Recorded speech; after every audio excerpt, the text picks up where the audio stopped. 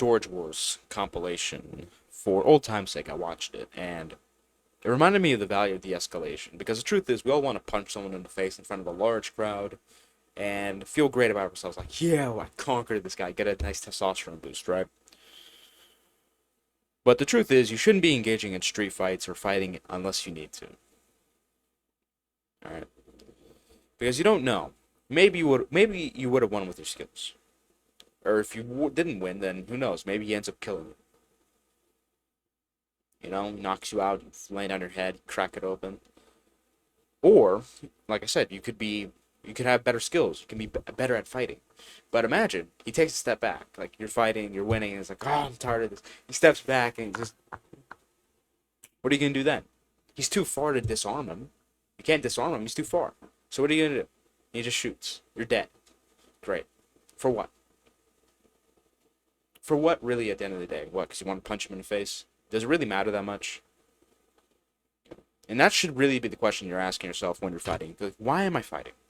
Now, if you're fighting to stop your girl from getting, you know, having done things done to her that you and her don't want happening to her, you know what I mean by that, then yeah, it's worth dying for. That's a cause worth dying for. But if it's just like, well, you stole my Big Mac. I need that Big Mac that was on the counter was mine. I'm not gonna go back to the register and get another one. We need to fight. And is that worth getting killed for? No, it's not. And that was just an absurd example, but you can extrapolate that. Just think about it. Is this worth dying for? Is this really a cause that I should put myself in danger for? Is it really worth it? Now, people who actually fight understand this equation. So usually, people who start fights are inept, or they're really drunk. Either one. They start fights just to start fights. Like, they think they're all cool or whatever. These people don't know how to fight. Usually, when people start fights, they don't know how to fight.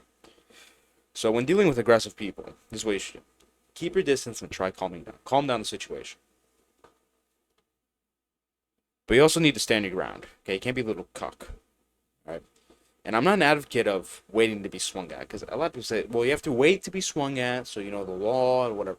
I'm like, bro, whoever swings first wins the fight 99% of the time. Me losing a fight could mean I'm dead. Forget the law at that point, all right? I'm going to make it very clear to him. If you come near me, you're going to get hit. You make it very clear.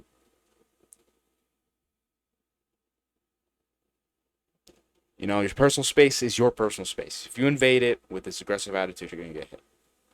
That's how much you have to go with. Now, for legal reasons, that was a joke. But this is a concept I'll cover more in another post. But in any case, de-escalation is always the way to go. If you don't want to be starting fights just to start fights, you don't want to get into fights for no reason. Right? If you're going to be in a fight, it better be for a good reason. And some people worry about looking like a pansy, like, well, if I don't fight him, then everyone's going to think I'm a loser. No. The truth is, as long as you weren't being a complete retard, right? And you're remaining calm, one, you're not being a complete retard, and two, you're remaining calm, then no one is going to believe you're being a pansy, okay? If anything, they're going to look at the other guy like a jumped up jerk off. What the hell is this guy? Why is he trying to fight him? This guy's a jumped off jerk off. New phrase, jumped up jerk off. That's amazing. Anyways, de-escalate.